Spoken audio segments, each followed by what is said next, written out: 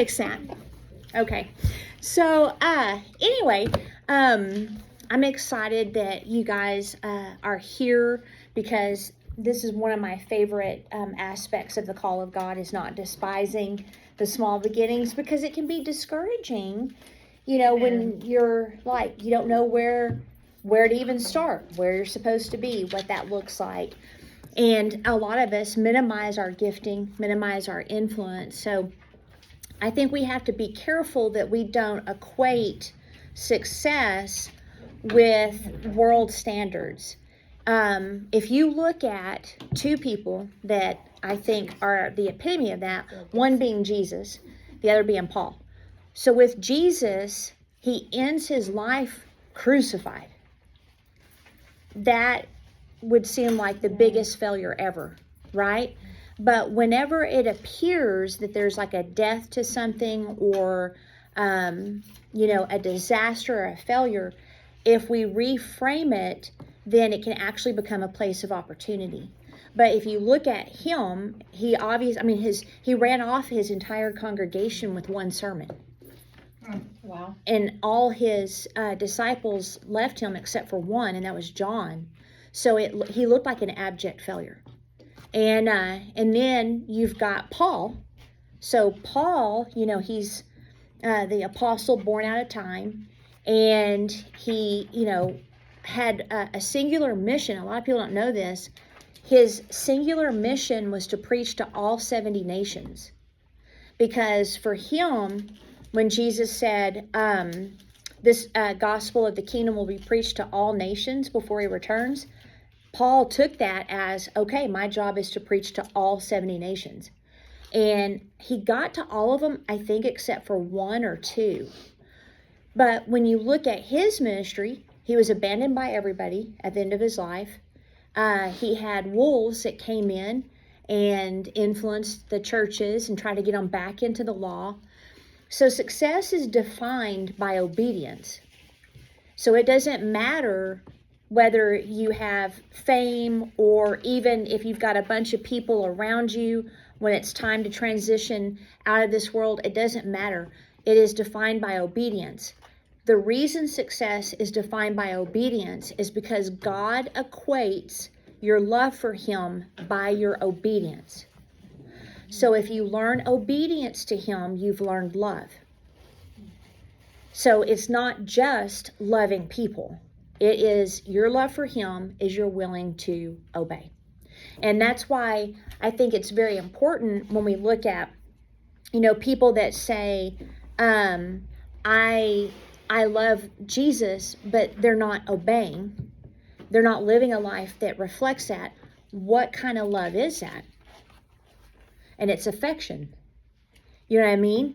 It's phileo.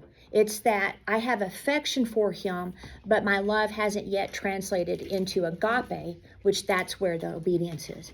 So we need to be real. And I think that there's going to be a revelation, a restoration of what it truly means to love God and follow him before the end of the age.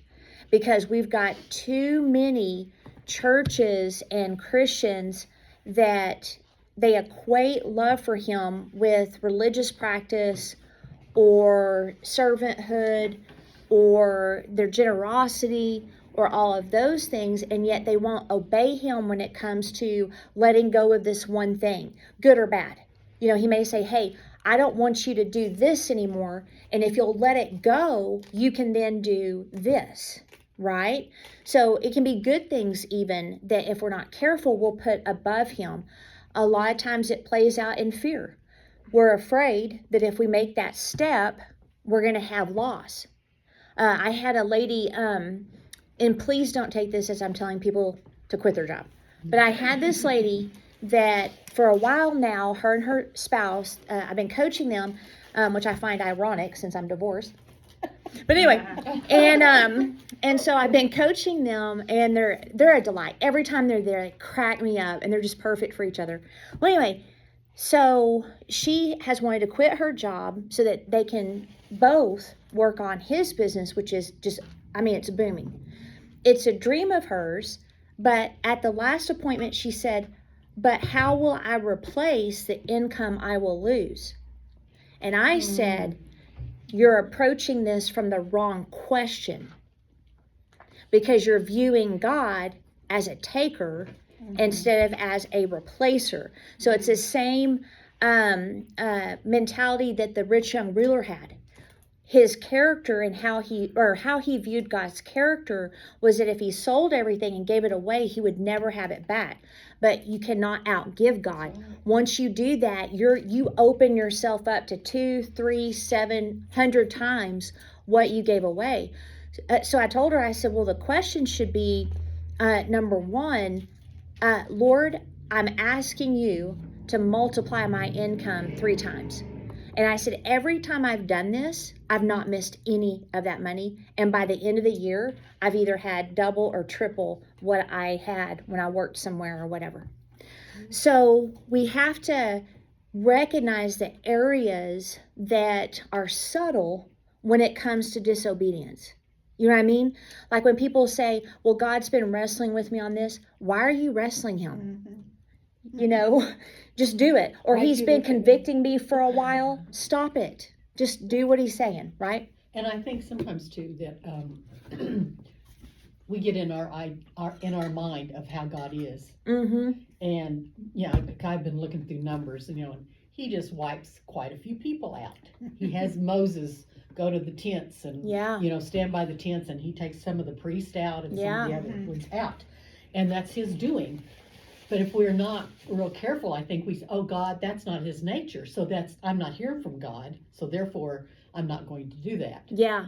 And we have to be real careful of, like you said, finishing God's sentences. Or dismissing what we think is him. Right. Some of the most profound direction I've had is it was a random thought that came out of nowhere. I'll give you guys an example. When I was such a turd back then, but I think I was like 21 or 22. And me and my ex, we lived in this house where when it rained in the kitchen. But anyway, so we had actually moved from making just $5,000 a year. I think we were up to 10. And so we're living in this house on 14th Street. I can't remember the address. But anyway, it was 14th. Across from that lawn place, like diagonal. And so I'm dusting the mantle. Yeah. And the Holy Spirit said, Mike is going to work at this job, and then this job.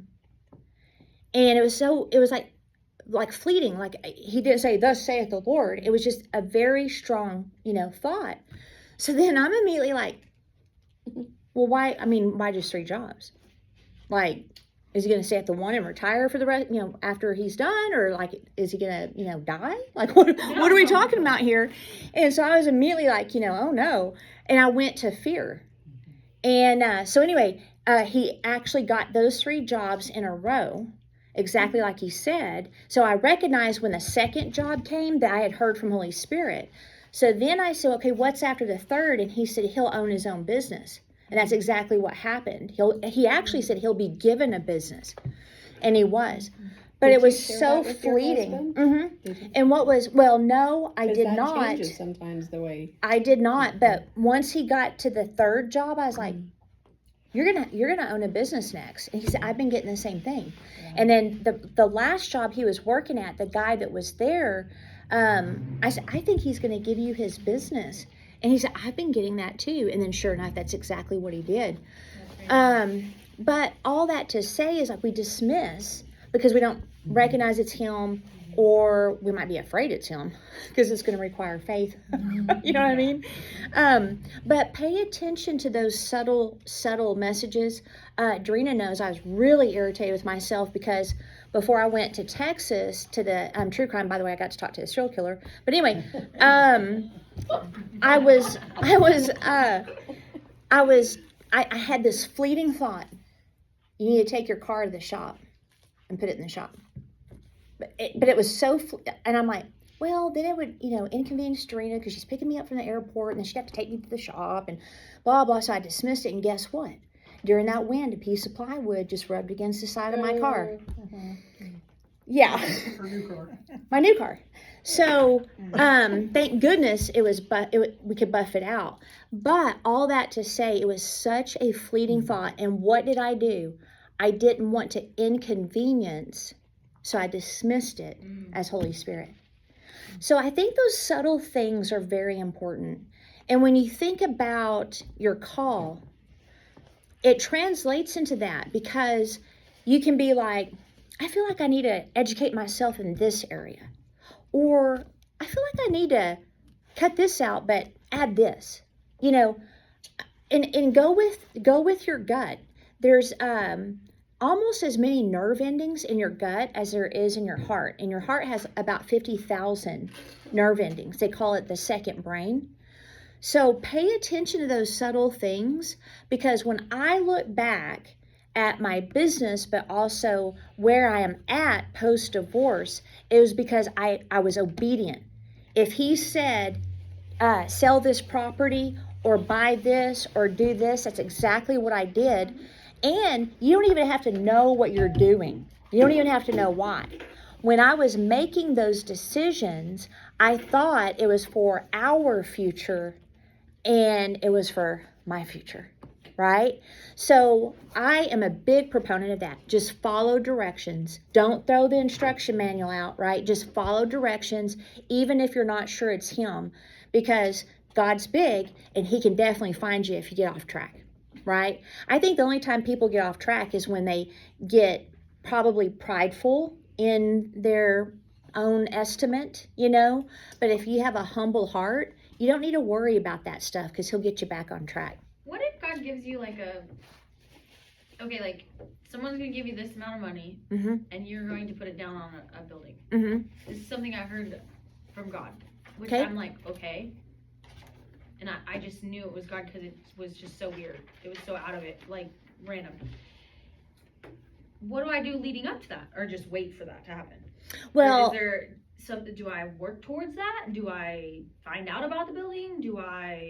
Well, so one of the things I do is, like, when he told me that the next 3 jobs that Mike would work at, right. I just waited for it to start happening, and then I'm like, okay.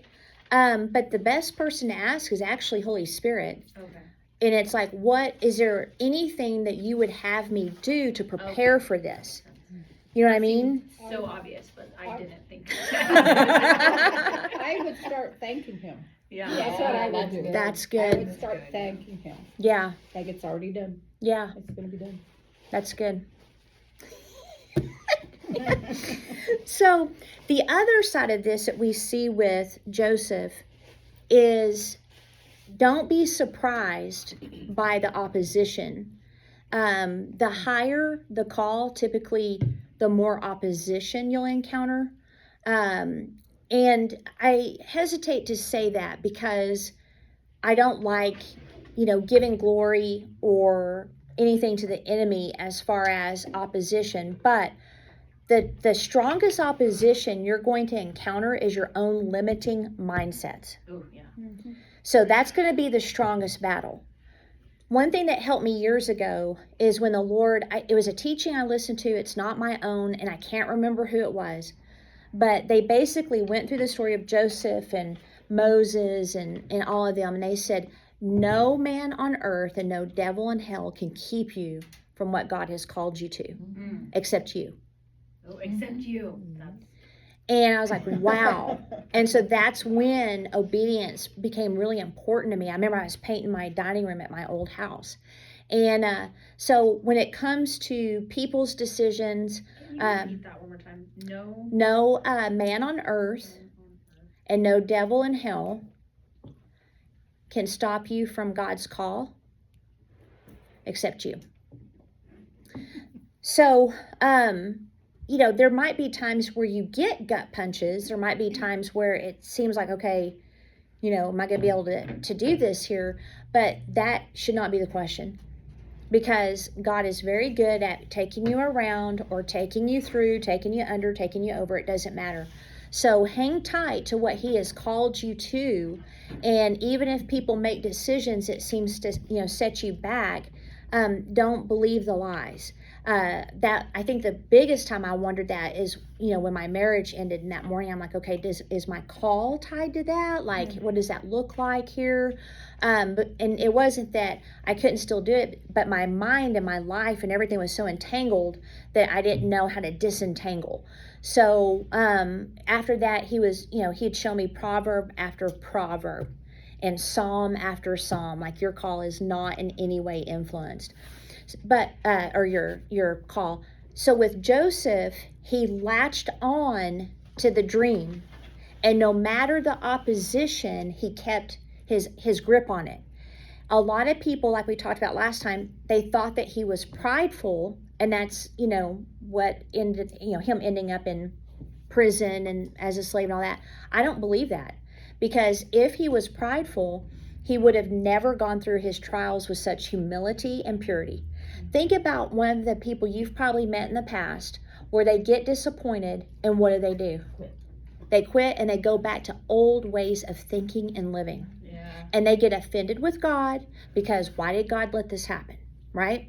Well, I'm sure you guys have heard of butterflies. The struggle to come out of the cocoon is required for their survival. Mm-hmm. So without that, they can't fly. So the opposition strengthens your ability to fly. Now, you got to discern, though, and we talked about the last study, when it's the enemy opposing you or when it's God allowing you to journey through opposition to get you to the other side of it. And then sometimes it's just people's crappy decisions. I mean, there's no other way to say it. I listened to a TED Talk, Mm-hmm. and this lady, the main thing was, she said to be successful, they've narrowed it down to a component. They looked at all these components. Why are some, you have siblings, and why is one successful and the other three aren't? Or, Yeah. And they said they just labeled it as grit. Some Yep. people just have to dig down and overcome. Yep. And so I think Joseph is an example of that. He could have gave up at any point, Yeah. but he just had grit and then turned that opposition into something that was positive. Yeah. And I like his grit when he is a young man and a probably beautiful woman who obviously needed some hormone therapy or something. I don't know. But he was able to say no because he had his dreams. In Exodus 20:20, I like it because 2020 vision, it says when God came down and Moses like, hey, he doesn't want you to fear, but he wants you to fear. And it's like, what? Does he not want me to fear or does he want me to fear? There's two types of fear. One pulls you away from him and one draws you near. But the proper fear of the Lord gives you 20/20 vision. And so he had a proper fear of the Lord and he trusted him. And it's amazing to me. So when we look at Genesis 39, 1-6 on page, it's really 5, page 5 at the very top. So at this point, he has been, thrown into the pit. They take his tunic that represented his identity and try to strip him from it. And they take it to the dad and they're like, he's dead. He was, I think, eaten by something. I'm not sure. So then in verse 1 of Genesis 39, it says, now Joseph had been taken down to Egypt, and Potiphar, an officer of Pharaoh, captain of the guard, an Egyptian, brought him from the Ishmaelites who had taken him down there. The Lord was with Joseph, and he was a successful man. And he was in the house of his master, the Egyptian, and his master saw that the Lord was with him, and that the Lord made all he did to prosper in his hand. That is key. You are not living your life in a silent movie. People are watching you and seeing you, and they will recognize his presence on you by how you respond to challenge. Okay? It's very, very important to understand that. You may think people aren't noticing, but they are. The lesson God showed me of that is when Kent was little, I did medical transcription for Dr. Ghaffari. And he was like a baby. And one day I was talking to a receptionist, the receptionist in there. She's having a rough time financially. Her husband had a business. He wasn't able to pay his bills. And so I was just talking to her about the Lord, and she was a Christian and blah, blah. What I didn't know is that my son's future mother-in-law was behind the door listening. Mm. Fast forward, he's dating her daughter. And the minute I met her, I was a little bit intimidating because I wanted to, test her out and make sure. And anyway, but I knew that they were going to marry. And so when he said what her mom's name was, I was like, that sounds familiar. Anyway, when she met him and he said, my name's Kent Wilson, she immediately stopped. Now, guys, Kent was 5 months old when I did this. When they started dating, he was 17. She goes, is your mom Sherri Wilson? Ooh. And I had not seen her for probably about 16 and a half years. Wow. And he goes, oh no. He was thinking on the inside, oh no, what has she done? And so he very carefully, yes. And she said, I know her. She is a Jesus lady. And immediately started telling him that story. I was like, whew, because I was a little bit nervous too. And he's like, yeah. Anyway, she got born again later. Wow. Someone hiding behind a door. Have no idea, right? Mm-hmm. So here we have Potiphar, who doesn't even know probably who Yahweh is. He has no grid for this, and he sees that God is with him. And so Joseph found favor in his sight, and he served him. Then he made him overseer of his house, and all that he had he put under his authority. So it was from the time that he made him overseer of his house and all that he had, that the Lord blessed the Egyptian's house for Joseph's sake. And the blessing of the Lord was on all that he had in the house and in the field. Thus he left all he had in Joseph's hands, and he did not know what he had except for the bread which he ate. Now Joseph was handsome in form and appearance. Which I think the Bible's funny. It's like going details. Like you could tell Moses wrote this because he was a sea personality and detail was very important to him. But I like in the Passion, it says he excelled in everything. Now imagine the level of trust that Potiphar had where he didn't even want reports on money or supplies or anything like that. He trusted him implicitly. And so in spite of being a slave, he excelled at everything he did. Why? See, this is important. We've got to know this. Why do you think he excelled even though he is a slave? Obedience. Favor. Yeah. I think it's God. Favor for God. He knew God was with him. So when you're going through trials, the only question you need answered is that God is with you. Okay? Because if he did not know he was with him, then he might have given up. So he didn't gripe about where he worked. He didn't gripe that he was in a foreign country. He didn't do any of that. Instead, he knew God was with him. He had his dreams, and he put his head down, and he went to work, and he was able to excel at what he did. Okay? So I love that. It wasn't just his skill, his intelligence, his cleverness. He was successful because the Lord was with him. And that's another reason I believe he was prideful, because the Lord resists the proud. He's not going to be with a prideful person.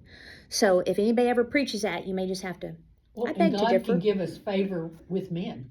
Exactly. This is the... Exactly. And favor, we've talked about this. God loves everyone the same, but not everyone has the same amount of favor. I think we even did this study. There's, specific characteristics of favor. One of them is definitely humility, but it's the ability to trust God even when it seems he's let you down. That will attract his favor. Surrender will attract his favor all the time. So I love this. And then, can you imagine the presence of God being on you in such an obvious way that someone that doesn't even have a grid for God can see it? Like, that's Nebuchadnezzar over Babylon. He would do that with Daniel. He's like, I can see that the gods are in you. And Daniel's like, no, just one, right? But there was just something about them. And I think that it's not that we don't possess presence, it's that we need to become more aware of the presence we carry throughout our day. Yeah. Because when you walk into a place, you're bringing the kingdom of God with you. And so that, practicing that presence and being aware of that, I think will then be able to spill over into your work environment. I've had people in the past when they'd come to my office where they'd walk in and start crying, and they're like, I don't know why I'm crying. I'm like, it's okay. It's just the Lord's presence. That's all it is. And it was makes evangelism a lot easier, so you can have that type of thing. I remember a youth pastor, it was actually Kent's youth pastor, hugged a lady, might have been Christine actually, hugged a lady, and she was healed instantly from his hug, a physical healing. And and I think it was like pain. There was like something that she'd been messing with for a while, and it was gone, and it never came back. So we are carriers of God. I heard somebody say that, and Lisa probably knows, that like the Miss Americas, how many of them are Christians that go on to become that because they possess something in them, different, whatever. Yeah. And it just kind of is visible to even people that aren't Christians.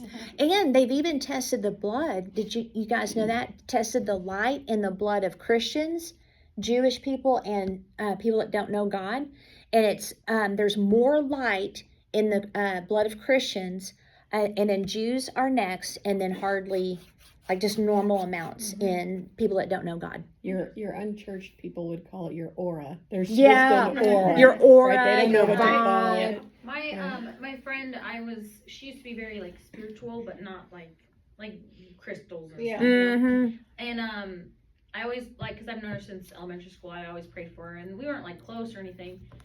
But I followed her over the last 15 years, and she just found God like last year, and she made a reel. Actually, it was like, I used to be the moon, and then I found the sun. Oh, And that's cool. cool. It showed her, and it was like so crazy how she just like. She looks different. Oh yeah, like just the light in her skin. I understand. Like she just looked so like night and day. Yeah. And I was like, yeah, the Finding God glow up is so real.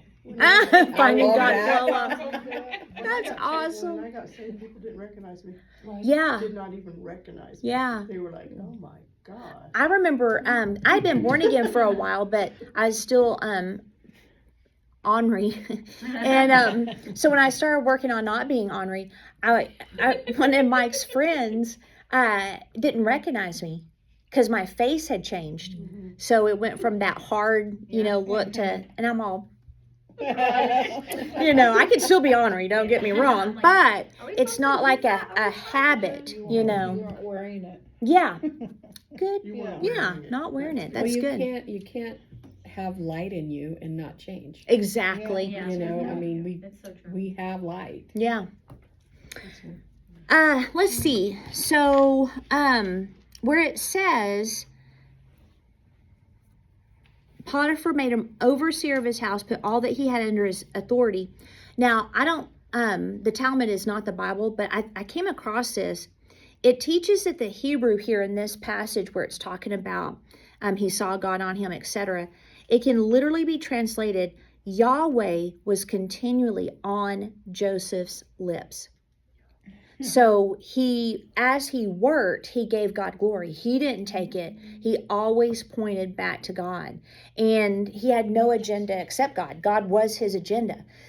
Now, please do not be like, well, it wasn't me, it was the Lord. Okay, we can give God glory, but what happens is, and I'll never forget this, Bill Johnson said this, and I don't think he said it to the girl, but he heard the story where, worshiper, was that the scenario?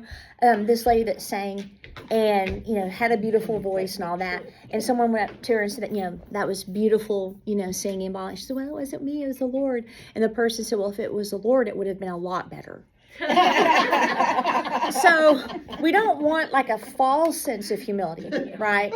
So humility is agreeing with what he says about you, and then always directing people to him. So now, from this point on, you would think that everything was going to be good for him. As we know, let's get to the nympho in verse 7. And it came to pass after these things, his master's wife cast longing eyes. Because remember, he was handsome in form and appearance, meaning he was cut. You know what I'm saying? He was a hump. He was a hunk. And so, and plus, and this is important for single people, but even married, a lot of times, and I think the Lord had to deal with this too, the presence of the Lord makes you attractive.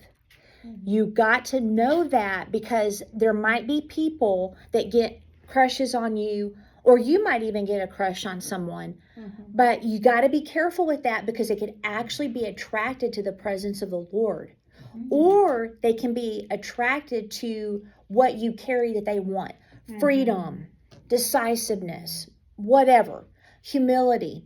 And so I believe she obviously noticed how good looking he was.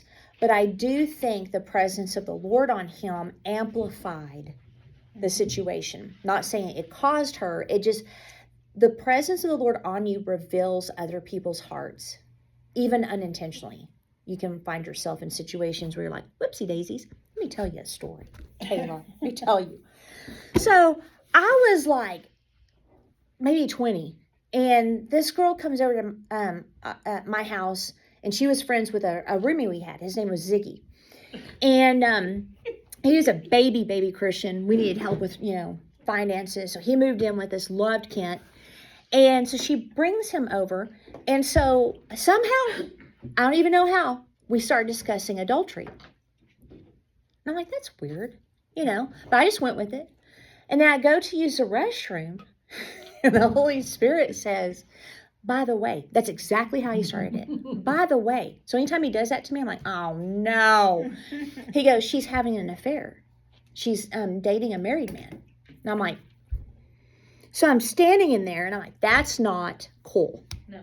At all. So I'm standing in my bathroom and I don't want to leave, but I don't want them to think that I'm, pooping either. So I'm like, what do I do? And so I'm like, I come out and try to act like I don't know anything, And so I sit down and I'm done talking. I'm not going to mention adultery or anything. She goes, well, I don't know if you know this. I'm like, I don't. But I didn't say anything. She goes, but I'm dating a married man. Really? I had to act like I didn't know. And she said, that's just so weird that we started talking about that. And I'm like, yeah, that's what Holy Spirit does. And she goes, I'm going to break up with him. And she did. Wow. So I don't know how many times I have been in that situation and I get really irritated. But if he was to tell me beforehand, I'm not going to say anything. Yeah. So often I'll put my foot. Exactly. Exactly. So but you if can be in the awkward moment. Oh yeah, and to find out when you're in the bathroom though, Right? Because then you're really in a. But you've got a problem. But that's literally what I was thinking. If I stay too long, they're gonna think I'm pooping. But I need to collect myself. I mean, the whole man. So anyway, she looks at him and she's like, "Hey, I want to sleep with you," and he's like, "No, I'm not gonna do that." And he said, "My master does not know what is with me in the house, and he has committed all that he has to my hand. There is no one greater in the house than I, nor has he kept back anything from me but you, because you are his wife. How then can I do this great wickedness and sin against God?" And I want you to notice that he's got two people he's concerned with, his employer and the Lord, right?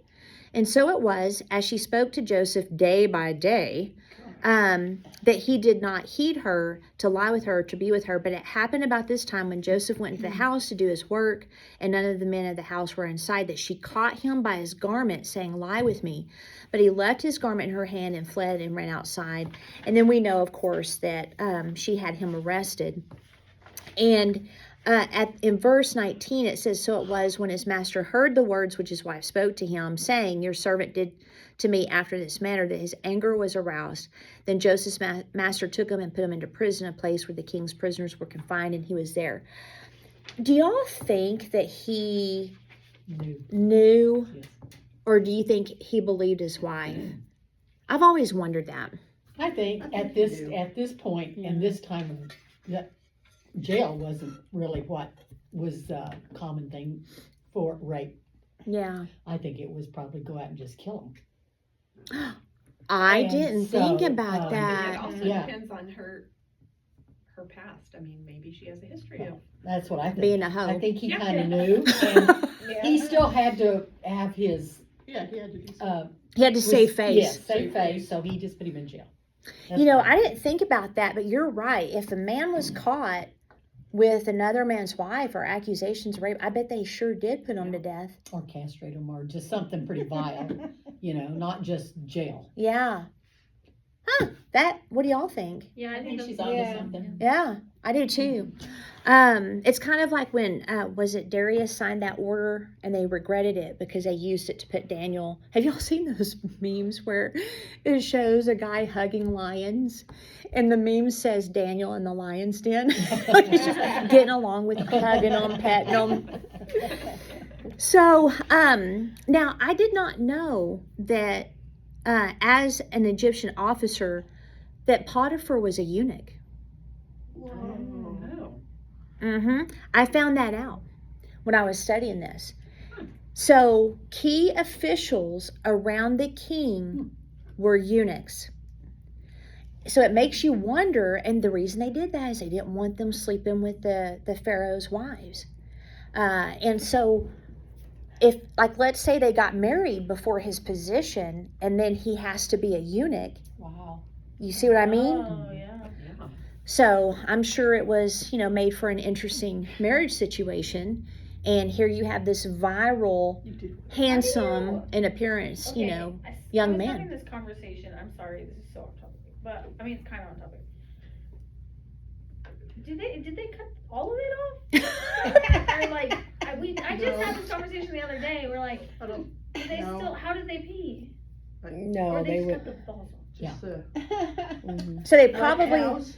Yeah. Castration. so castration versus Testicles. everything off. Oh, okay. Okay. Yeah. And without that, you don't make I was having that testosterone. conversation the other day. I don't know how that came up, but we were Well, having that conversation. We're like, I'm so happy yeah. that we are so I didn't real wanna here. Google it. We could answer your question and discuss pooping in the same Bible study. And serial killers. And serial killers, yes. This So episode's going viral. so that was really, really interesting to me. And here's the other thing, the reason it was important to castrate them was because one way that people took over thrones was to sleep with the wives.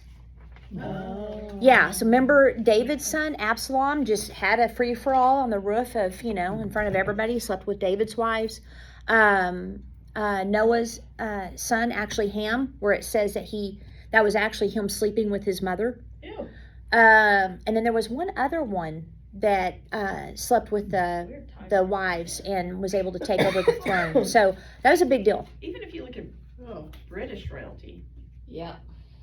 women were powerful, Mm-hmm. and who they chose to have relationships with, Yeah, that changed history. it did. Well, and I have a feeling the military who would back a ruler, if the eunuch comes up there and says, "Come follow me," No one's gonna follow them. Follow them too easily. Yeah.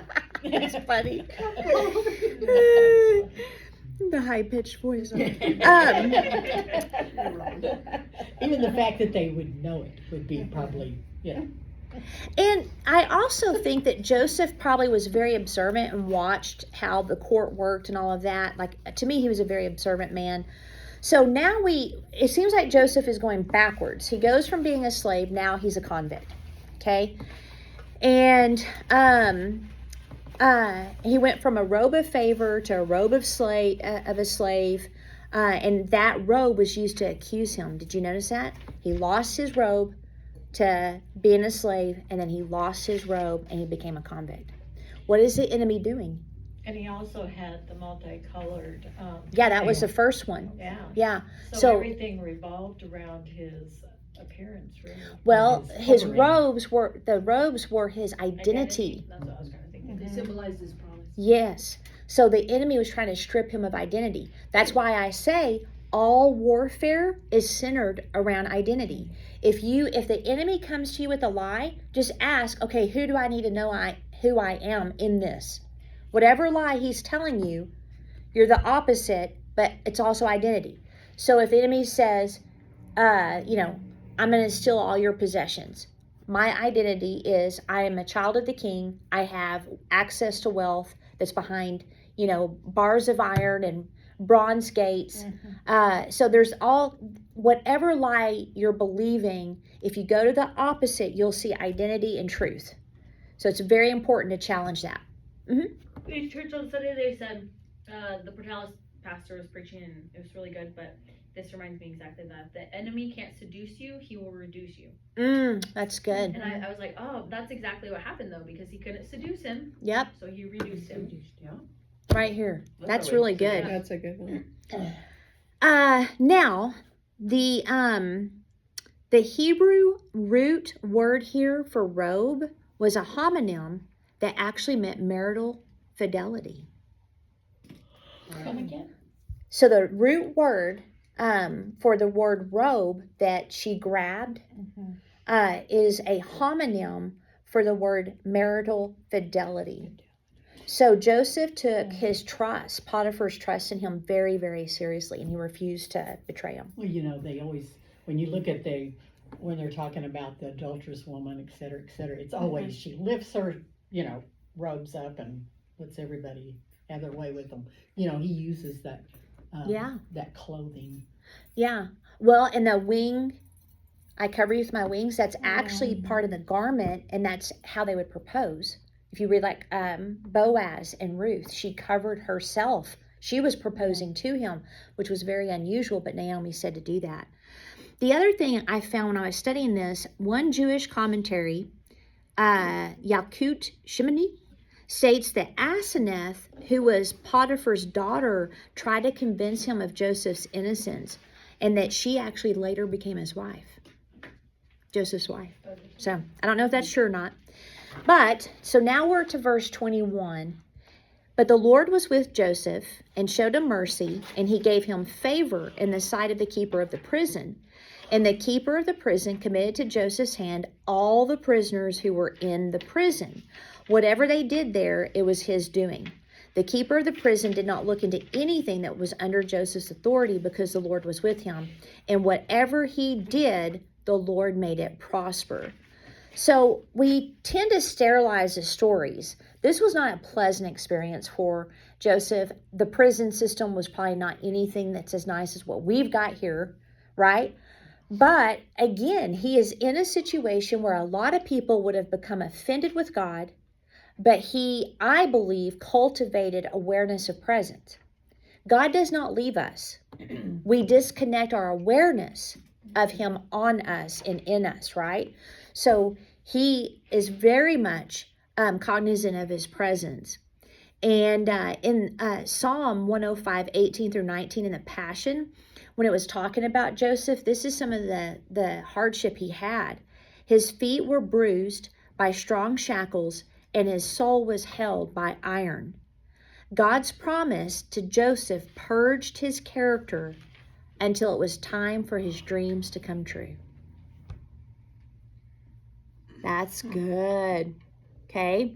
His feet were bruised by strong shackles, and his soul was held by iron. God's promise, the promise to Joseph, purged his character. Now that's very, very important to make sure you're focused on the right thing. It didn't say persecution purged him. God's promise is what held Joseph stronger than prison. The people made their decisions, and he ended up in these situations. God didn't put him in prison. Okay? But the promise purged him, meaning Joseph chose every day to believe God above his circumstances. And that process purged him and his character and prepared him to be second in command. Can you imagine? Now, the slavery, the prison time, now you're over the superpower nation at that time. If he did not allow the promise to have its work, he would have gotten into that position, and then pride might have shown up. So the reason I want to make sure you guys saw that is because we can't say that God did this to Joseph because he didn't. He used it for his good.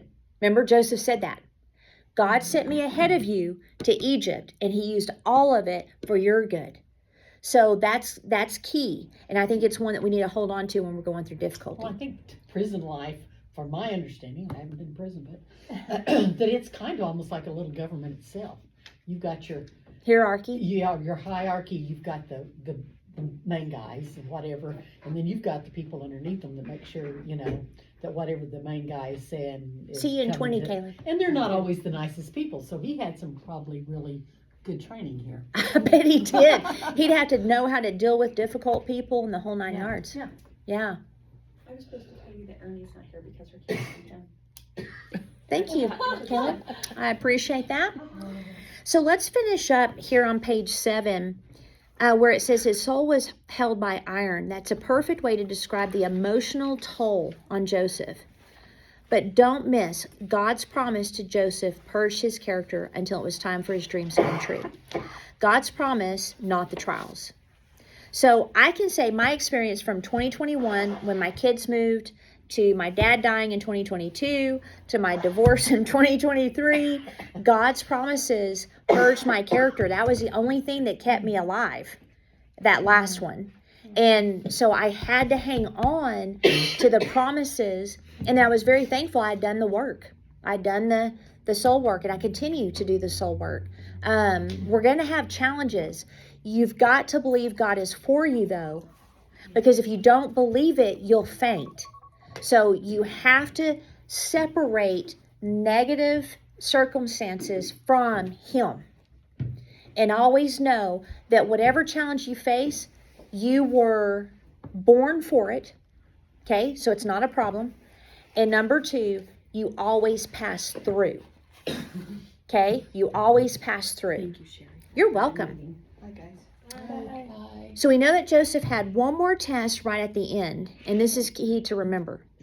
So while in prison, he interpreted 2 dreams, the Pharaoh's butler and then his baker. The butler was freed, just like Joseph, he interpreted it, he was freed. So Joseph said in verses 14 through 15, "Remember me when it is well with you, and please show kindness to me. Make mention of me to Pharaoh and get me out of this house. For indeed I was stolen away from the land of the Hebrews, and I have done nothing here that should have put me in this dungeon." Okay, so you can see it. He's like, this needs to end. So please, when you get out, remember me. Well, a full 2 years passed before Pharaoh had his infamous dream. And it was a dream that made Joseph's dreams come true. But, it's the cows that the famined ones ate the fat cows. No one could figure it out. So you want to pay attention to your little dreams. But right before the fulfillment of a promise, okay, so this is really important. Right before it's about to be fulfilled will be the most difficult because you can smell it. And you're close, but you're not quite there. And it's almost like there's a delay. And it can be very frustrating because you want to get to the end. Most people stumble right before the finish line. They had it. So at that point, they get upset, or they get angry with the Lord, or they self-sabotage, or whatever happens, and they were so close. And they're probably not going to know how close they were till they get to heaven and see. But whenever you feel that angst and you feel that pressure and you're like, this needs to end, you're in a good spot. Just keep your head down and keep going forward. But remember, what do you have to overcome in order to be promoted? Being falsely accused. He had that. Being betrayed. Yep. And then being forgotten. Okay? Being forgotten is one of the requirements of promotion.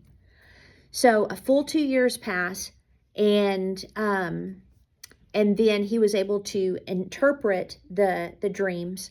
And I think I have it. Yeah. So in verse 9 of 41, then the chief butler spoke to Pharaoh, saying, "I remember my faults this day when Pharaoh was angry with his servant and put me in custody in the house of the captain of the guard, both me and the chief baker. We each had a dream one night, he and I, and each of us dreamed according to the interpretation of his own dream. Now there was a young Hebrew man with us there, a servant of the captain of the guard, and we told him, and he interpreted our dreams for us To each man he interpreted according to his own dream, and it came to pass just as he interpreted for us, so it happened. He restored me to my office, and he hanged him.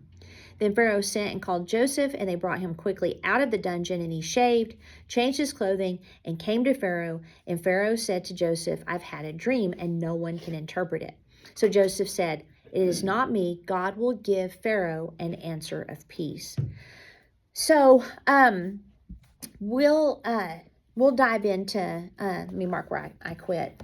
The one thing that I want to point out here as we finish up is, in a moment, everything can be completely different. And that's why it's so important in the hidden time when no one knows your name, no one sees what you're called to, that you just keep working. Just keep staying focused on the promise. Allow the promise and patience to have its work. Who cares?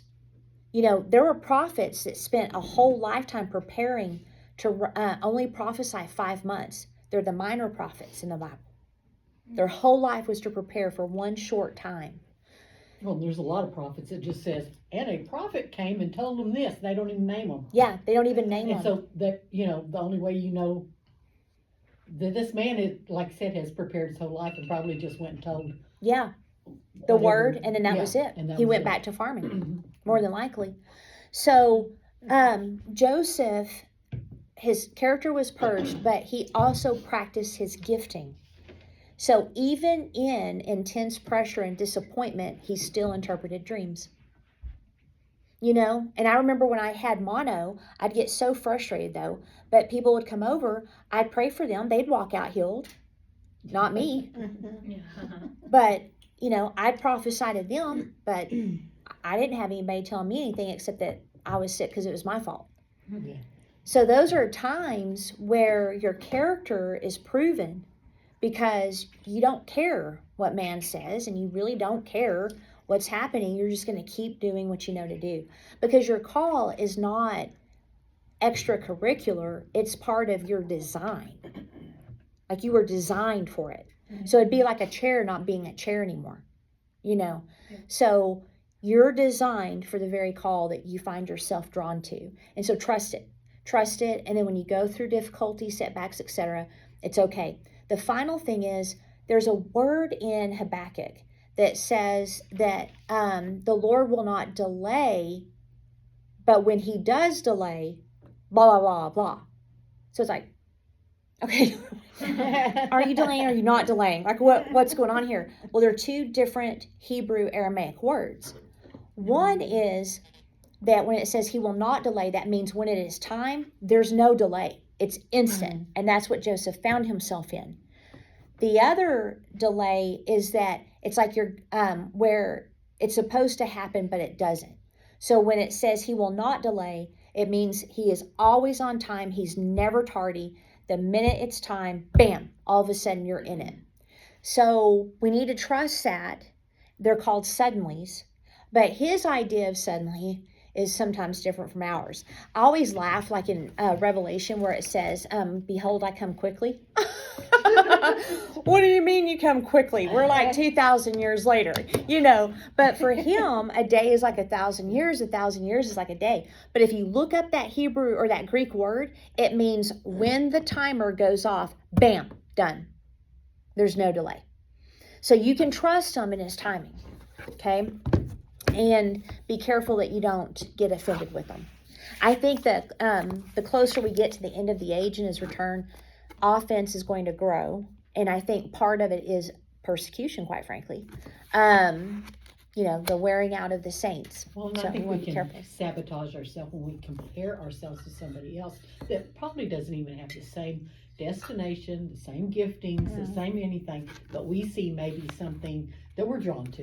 It's like, I want that, and then you kind of get ticked off because you don't have it. Yeah, that's really good. Yeah. Well, and everybody presents the, you know, they present all the good stuff. You know, see all, you know, everybody has all the ugly that we don't share with everybody else. Yep. Yeah. And everybody's like, oh, their life's so perfect. No, there's probably a lot of stuff you don't even know about that. If you knew about it, you'd probably be like, I'm glad that ain't my stuff. Yeah, I think there's like a couple things. One can be difficulties they're going through. Yeah. And the Lord won't let them share, Others can be they're complete turds and their gifting got them in a position that they probably shouldn't be in. I'll never forget a lady had gone to her pastor's house to pick up something. And I don't know if they forgot or what, but anyway, when she pulled up there, the pastor was beating the crap out of the wife in the house. And the only reason I knew about it is she said, what do I need to do? Yeah. And it was in a denomination. I said, you need to let the elders know. Yeah. And I don't know if she did, but what did happen is he later found out she was there because, why didn't you come the other day? And she said, I did. And then he put two and two together, and guess what? He ran her out. She was a children's pastor. So, yeah, people hide stuff. People hide stuff. Mm-hmm. And everybody has their bad days, and everybody has times where things aren't going the way that they want them to, or Yeah. the way they think it should go. Yeah, But that doesn't mean that you're not on the right road. exactly. It means that the devil doesn't want you to get to the end Yeah. of that road. Yeah. That's good. Speaking of the devil, I have a funny story on the crystal thing. It reminded me. Oh, yeah. Remember that, Roberta, the lady that I invited? So there was this lady that she would come to we called it the furnace. So it was like, live worship, and we would just, pray for one another and stuff. And she goes, what did she say? Like her sister could prophesy to us and had that gift and ministry and blah, blah, blah. And we're like, oh, well, that's wonderful. Absolutely. Let's do something with her. So I have her come to the furnace, and she sits down. And I don't know what was the first clue. Maybe the crystals she started throwing out. Well, she started pulling them out. Yeah, started from pulling crystals everywhere. out of like everywhere, She had pockets some and bra, here and I'm all, hold up, what's happening here? And anyway, she was actually accurate, which was scary. Yeah, that is scary. And I didn't know what to do. Yeah. Like, I didn't want to offend the sister. Now I would be like, stop, nope. But so later I got irritated, like, we had to break things off, get all the, ickies off. And so I talked to the sister. I said, she's operating in psychic demonic powers, right? Like, have you ever been there when she's done that? And she said, well, she believes you can combine, and I'm like, no. And so from that point on, I did not trust that woman's judgment. I'm like, no.